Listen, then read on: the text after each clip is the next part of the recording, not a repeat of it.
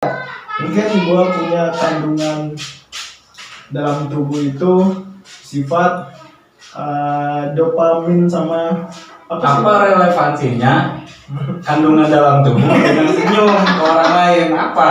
Ya, maksudnya gue mungkin punya gen yang bisa buat orang itu tertular gitu. Misalkan nih gue senyum, orang juga akan senyum. Itu kan budaya. Enggak, Di Indonesia itu ketika emang kita senyum orang lain. yang namanya budaya itu cipta.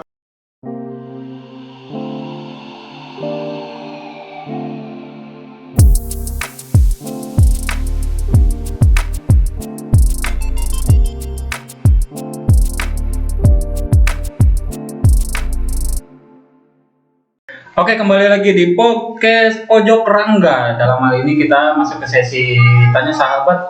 Iya. Tapi karena saya hostnya jadi nom-nom podcast. Di sebelah saya ini ada bintang tamu namanya Asrijal Aube.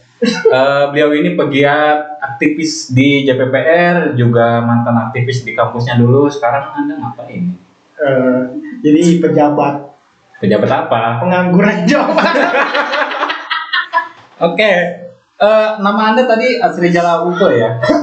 Ya, ini serius. Ini serius loh. Ini A-nya apa? A-nya apa ini? Jadi saya kan orang Sulawesi ya. Jadi saya itu orang Bugis, Asrijal Ambo, kepanjangannya itu. Ambo. Ambo. Ambo itu apa? Ambo itu bapak. Oh, bapak kau. Bukan bapak gua, bukan, cuman lebih ya bapak gua sih.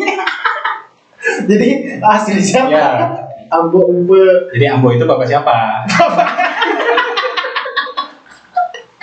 Ya, nama orang tua yang ke saya gitu ikuti. Jadi Ambo itu artinya bapak, Upa itu keberuntungan. Jadi Asrijal itu jadi jabatan. Kan dulu ini bapaknya bapak siapa? Bapak gua. Bapak kau asli. Bapak kau. Jadi Asrijal bin Ambo. Bapak Ambo gitu. Ambo.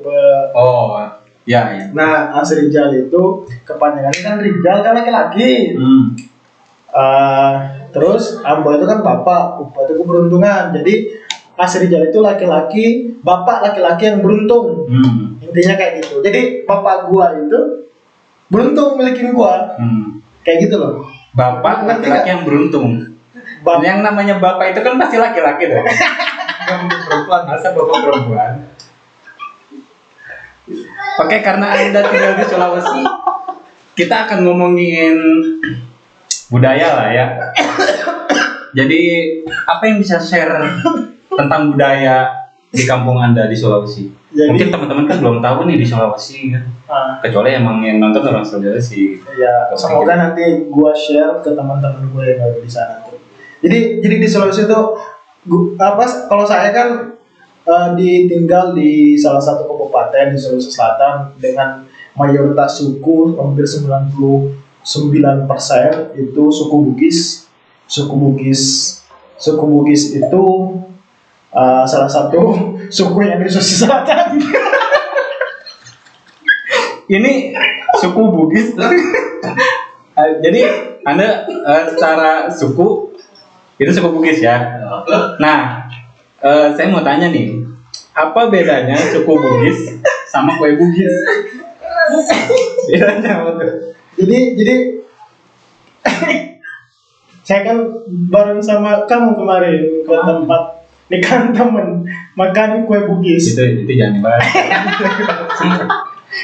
Jadi bedanya aja. Jadi kalau saya mau makan kue Bugis yang di tanah Sunda atau di Bandung, seakan-akan saya makan saya suku Bugis, makan kue Bugis. Jadi Bugis tulen. Iya Bugis tulen. Gimana aja aktivitas di JPPR, terus kemudian apa tadi apa? JPPR, aktivitas di JPPR, kesibukannya gimana? Ya. Terus apa sih menganalisis politik hari ini yang semakin hari semakin carut marut. Secara pandangan pribadi itu gimana? Enggak. Kayaknya rumit gitu Karena- kalau kita ngomongin politik. Ya ini agak berat sih. Saya pada saat mendengar kata politik itu langsung mulus perut saya itu. Karena politik itu saya pikir adalah salah satu cara untuk melakukan kebijaksanaan gitu. Kebijaksanaannya gimana? Kebijaksanaan untuk melakukan sebuah proses keadilan dalam masyarakat, melakukan sebuah keteraturan dalam negara ataupun kota ataupun sebuah wilayah. Saya pikir politik itu termnya penting. Nah, untuk menanggapi, karena saya pikir sih di alam demokrasi ini di negara kita, wah ini berat nih, keren. Tapi yang ringan aja lah. Nggak bisa kalau saya politik itu ringan, karena kalau politik itu ringan namanya bukan politik tapi politik.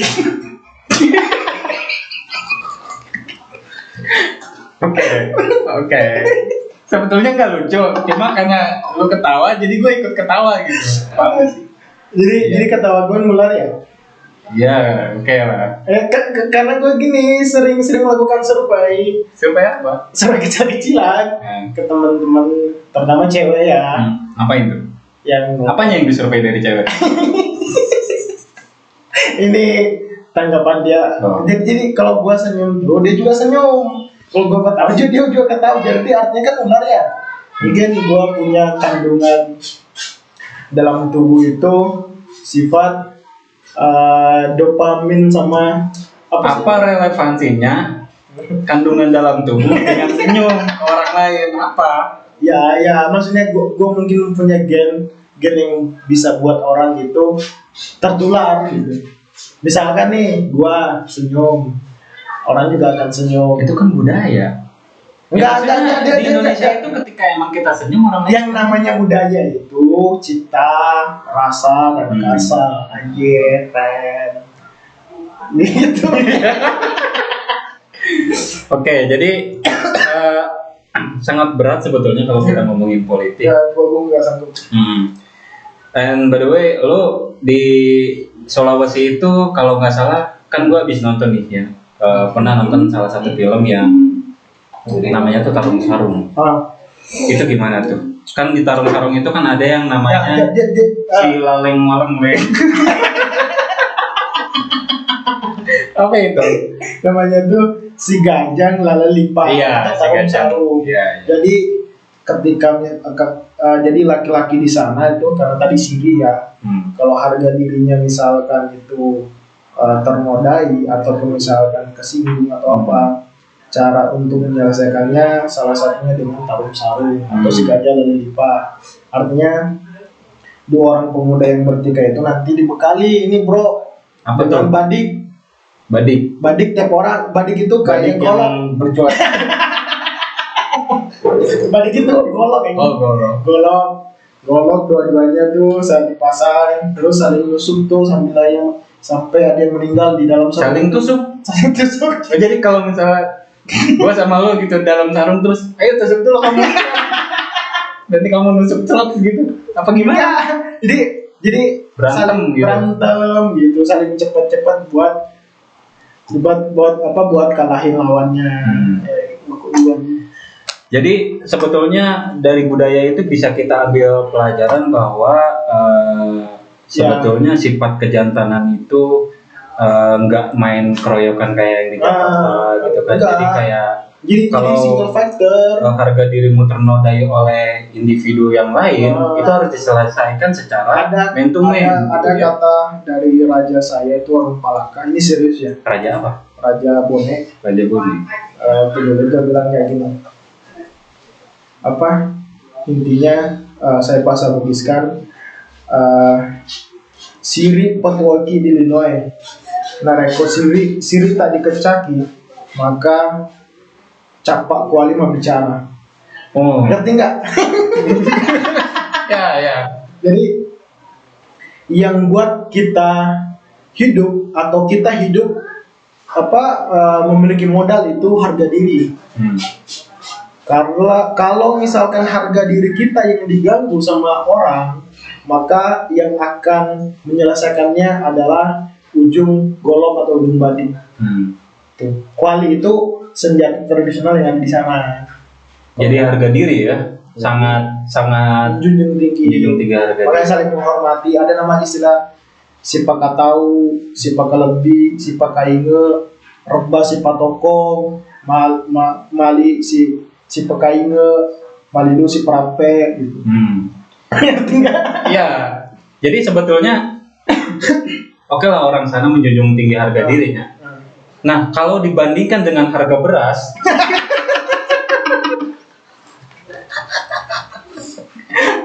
itu lebih butuh mana? Ya sebenarnya sih ini pertanyaan bagus sih. Ini sebuah kritik sosial sih. Soalnya di sana itu sudah banyak yang meninggalkan budaya itunya hanya karena sesuap nasi. Karena kalau saya misalkan ambil dari tokoh panutan saya Mahbub Junaidi, dia mengatakan bahwa harga diri itu hampir sama kayak sesuap nasinya. Artinya kan harga diri itu menjadi sebuah landasan penting dari diri tiap individu. Nah, serta kalau gua pikir nih di sana banyak yang menjual harga diri mereka hanya untuk materi.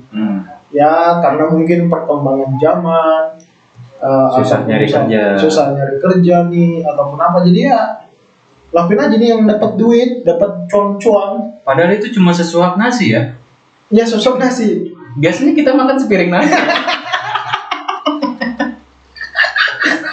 Berarti kalau sesuap nasi di piring itu berapa kali jual? suap?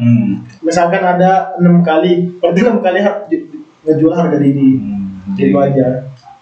Apalagi sih budaya yang bisa lu share dari kampung halaman lu yang mungkin teman-teman nggak tahu gitu, kayak misalkan tradisi tarung-sarung itu kan udah go internasional gitu. Wah, udah sampai pernah difilmkan itu kalau nggak salah di salah satu media yang langsung mengambil view di atau berlatar di daerah sana. Sebelumnya juga ada tuh yang kayak Silariang atau kawin lari itu ada tuh. Kawin lari sulit ya kayaknya. Enggak juga kalau dia olahragawan, dia suka fitness. Ya maksudnya gitu. Ya mau dia tukang fitness, mau dia olahragawan, mau dia atlet, yang namanya kawin lari sulit dong. Ya bukan kawin sambil lari, tapi ya kawin gini loh, kawin karena misalkan nggak direstuin sama satu pihak keluarganya. Terus dia ambil resiko karena saking cintanya nih, menggebu-gebu, membahana, melebar, meluas, sehingga dia ambil resiko, ya udah ambil aja lah ceweknya misalkan, atau ceweknya cinta mati, ngajak ke cowoknya, ya udah aja kawin lari. Dengar-dengar, gue baca juga di artikel gitu ya, dan gue juga pernah ngobrol gitu sama orang Sulawesi. Ini serius ya, ada yang namanya uang panai. Nah, itu gimana uang panai itu? Kayak kita ngasih, kalau di Bekasi ada gini bro. Jadi di Bekasi itu salah satu teman gue itu pernah ditanya gitu ya, ketika dia bilang serius ke anaknya gitu kan, si orang tuanya diminta itu 500 juta. Itu cuma buat ini aja. Di Bekasi itu di Bekasi loh. Bekasi. Di Bekasi. Nggak nih gue serius. Di Bekasi. Itu diminta 500 juta. Itu modelnya kayak gitu nggak sih? Ya modelnya hampir sama kayak gitu. Jadi kayak gini, uang panai itu sejumlah uang yang diberikan untuk acara si calon mempelai wanita akibat dari keputusan musyawarah dari kedua belah pihak. Jadi kayak di Betawi aja ada pantun-pantun kayak gitu. Pantun beda. Ya maksudnya kalau waktu proses namanya itu mapen redui. Apa itu? Mapen redui itu artinya kalau letterlet sih kayak gini, menaikkan uang. Tapi mahar. Ya kayak mahar, cuman istilahnya di sana itu uang panai. Mapen redui. Itu hanya dua keluarga antara biasanya biasanya kayak gini mempelai, karena di sana kan patriarki ya. Patriarki itu nasab kekeluargaan itu diambil dari pihak laki-laki atau bapaknya. Makanya yang datang itu ke acara ngapain dui atau memutuskan uang panennya berapa itu pihak atau keluarga laki-laki, calon mempelai laki-laki itu datang ke rumah calon mempelai wanita yang di dalamnya itu keluarganya juga si mempelai wanita sudah siap menerima. Kalau si mempelai wanitanya itu nggak siap misalkan, tapi dia punya takut gitu sama si laki-lakinya karena misalkan si laki-lakinya itu dari keluarga yang berpengaruh tapi lagi nggak punya duit gitu, misalkan kayak diminta uang panai 1 miliar nih, Ya sulit bro, nggak namanya juga. maksa gitu, kayak kan nggak sebuah ancaman gitu kan? Enggak gini loh. Ente tuh paradoks. Di sisi lain ngomong nggak ada di dunia ini yang menikah karena takut sama laki-lakinya. Yang adanya si mempelai wanita takut sama si perempuannya. Apa si perempuan? Si mempelai wanita takut perempuannya. Bukan si mempelai wanita takut sama keluarganya. Ada. Terus jangan potong dulu. Terus Iya. terus di mana-mana tadi ente ngomong bahwa si si mempelai calon mempelai prianya juga itu lagi bokeh atau lagi nggak punya apa-apa. Terus di sisi lain ente ngomong tapi dari keluarga yang terpandang, maksudnya Kan bisa aja nih keluarga terpandang itu bangkrut, si anaknya tuh mau kawin kan.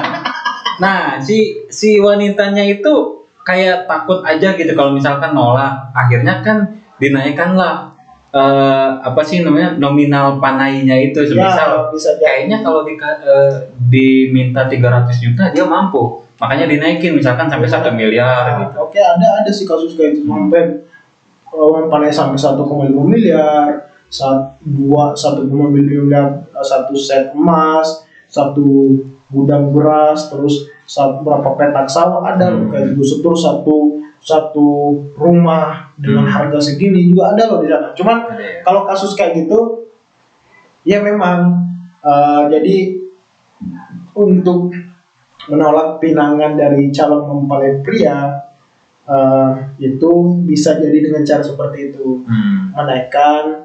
Tapi sebelumnya sih jarang sih kayak gitu, biasanya kan ada namanya itu manu-manu. Manu itu artinya komunikasi awal yang dibangun calon mempelai atau si kekasih si wanita ini untuk silaturahmi ke rumah orang tuanya dan bertemu langsung bertatap muka dengan wali atau orang tuanya si wanita ini dengan cara namanya manu-manu. Manu-manu itu isinya gini, bahwa bisa minta izin besok atau lusa saya membawa keluarga saya untuk pergi namanya itu pesir untuk apa sih ya, untuk ngapain dulu lah gitu, untuk memutuskan nomornya dan untuk meminang lah. Tapi biasanya kalau si orang tua wanita ini sudah memang nggak seret atau si wanita ini memang sudah nggak seret sama si laki-laki ini, udah ngomong di awal perasaan manu-manu bahwa mohon maaf dia nggak suka ataupun misalkan nolaknya dengan halus, misalkan si anaknya si fulan misalkan saya udah jodohkan dengan ini misalkan, dan si fulannya atau si wanita ini mau juga, si anaknya juga mau gitu. Itu berarti kayak model taaruf gitu ya? Ya bisa, cuman sebenarnya sejarah mempelai itu kayak gini nih. Sejarahnya nih. Sejarahnya nih. Ini real nggak nih? Real. Okay. Ini valid. Valid itu kalau di sungai.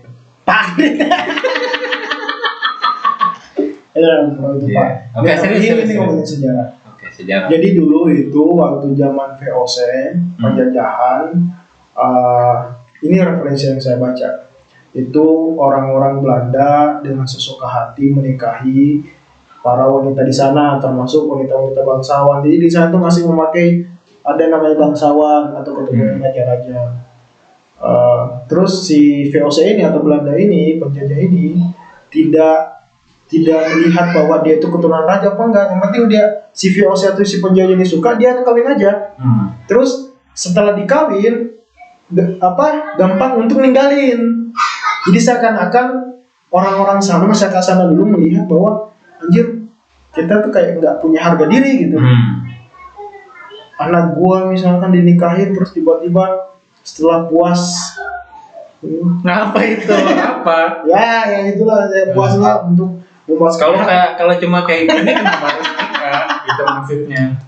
Itu adalah model atau simbol. Simbol saya penonton pun pasti akan tahu. Simbol untuk yang menggambarkan kayak itulah. Nah, singkat cerita misalkan si orang sana merasa kok kita tuh nggak dihargai, masa cuman habis manis sepah dibuang lah istilahnya. Nah, sehingga para bangsawan dan masyarakat sana itu juga memberikan aspirasi dan memberikan sebuah norma hukum, yaitu istilahnya ya uang panai, supaya jadi jaminan atau minimal jadi gini loh, minimal kalau kita mau cerai ini mau ninggalin si wanita, kita mikir-mikir lagi, anjir kalau saya ninggalin misalkan nanti harus ngumpulin duit banyak lagi nih. Jadi kalau cerai juga harus ada. Enggak, maksudnya kalau cerai kan terus mau nikah lagi nih. Kan harus berarti ngumpulin uang banyak lagi. Itu pertama. Yang kedua kayak gini, mikir anjir gua misalkan udah ngabisin duit banyak ratusan juta buat nikah di sini, masa dengan segampang ini aku membuang dia, gua membuang dia misalkan. Kan gitu. Ya sebenarnya sih kalau secara maknawi bahwa mempelai ini diberikan atau menjadi budaya supaya melihat giro atau kesungguhan si calon mempelai pria kepada wanita. Tapi ada nggak sih kalau yang nggak pakai uang panai gitu? Kalau misalkan nggak pakai panai gitu, ada nggak sih? Nggak ada sih. Oh semuanya pakai matok semua. Cuman ada juga kalau keluarga yang sudah mengerti misalkan pakai istilah Nabi. Dalam hadis Nabi dikatakan bahwa mahar yang paling baik itu adalah yang paling tidak menyulitkan laki-laki lah. Tapi di sisi lain bahwa laki-laki yang memang menghargai calon mempelai wanitanya atau pasangannya nanti, dia akan juga memberikan penilaian atau nilai yang tinggi. Ya antara balance lah gitu maksudnya. Ada juga sih kasus kayak misalkan si pria nih udah diminta banget kawin, ngawinin anaknya si orang tua ini, si perempuan ini, cuman karena nggak punya uang, ya udah minjem dulu sih ke si orang tua mempelai. Gitu ya itu tergantung konsolidasi sih kalau bahasa politiknya, tergantung situasi ya. Pantesan saya tuh punya temen ya, jadi memang orang rantau sih dari Sulawesi gitu kan, tinggal di Bandung. Terus dia katanya nggak nyari perempuan orang Sulawesi gitu, nyarinya orang Bandung gitu. Terus dia tuh kayak orang tua perempuannya itu malah gini bro, malah ini lu nyindir malah ini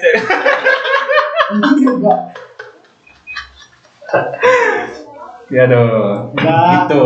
Jadi gua tuh mikir bahwa jodoh itu ya di tangan Tuhan. Ada tiga yang sudah diberikan sama Allah Subhanahu wa Ta'ala. Masya Allah. Itu pertama umur atau kematian, kedua rezeki, ketiga itu jodoh. Jadi gua nggak santai-santai aja gitu loh. Berarti kalau kawinnya berkali-kali itu jodohnya banyak ya? Kan di Al-Quran juga tuh di surat An-Nisa wasulasa waruba. Apa itu? Menikahlah. Intinya kayak gini tafsirannya, menikahlah dengan 2, 3 atau 4 perempuan kalau kamu sanggup. Tapi dijawab di ayat selanjutnya bahwa dan dipastikan laki-laki tidak akan sanggup gitu. Tidak akan sanggup apa? Tidak akan sanggup untuk adil. Jadi karena pembahasan kita tadi tentang budaya juga, mungkin teman-teman juga sudah ini ya, sudah tercukupi rasa ingin tahu tentang. Enggak, gini loh bro, ada yang kurang loh. Kayak gini kan di sana itu masih memakai bangsawan. Karena tadi gua bahas dari dulu bahwa di Sulawesi itu pakai patriarki. Jadi misalkan nih gua Andi Andi itu gelar bangsawan kayak Andi Malarangeng. Oh iya. Oh itu gelar bangsawan. Itu Andi Malarangeng. Kayak kalau di Banten itu kayak ratu. Ratu atau Raden di Bandung Raden. tuh. Nah, kalau misalkan gua Andi nih, terus istri gua Andi atau enggak Andi, nggak apa-apa. Anak gua juga nanti baik perempuan maupun laki-laki pasti akan dikasih Andi juga karena patriarki gua Andi. Tapi beda ceritanya kalau misalkan cuman perempuan yang Andi, misalkan cewek gua Andi, Terus elunya enggak. Andi Ayu misalkan, gua misalkan namanya Asrizal doang. Nah artinya nanti turunan anaknya gua nggak akan Andi karena nggak akan diambil. Nah itu juga permasalahan bro. Misalkan nikah itu di sana tuh gengsi-gengsi. Gengsi-gengsi apaan? Misalkan anak yang Andi itu mau dinikahin dengan mahar yang tinggi. Anak bangsawan, anak yang ternama tuh dinikahin dengan, tapi maksud gua sih kalau cinta itu bersungguh-sungguh ya harus diperjuangkan lah. Iya. Jangan kayak gua yang punya sebuah. Iya oke lah.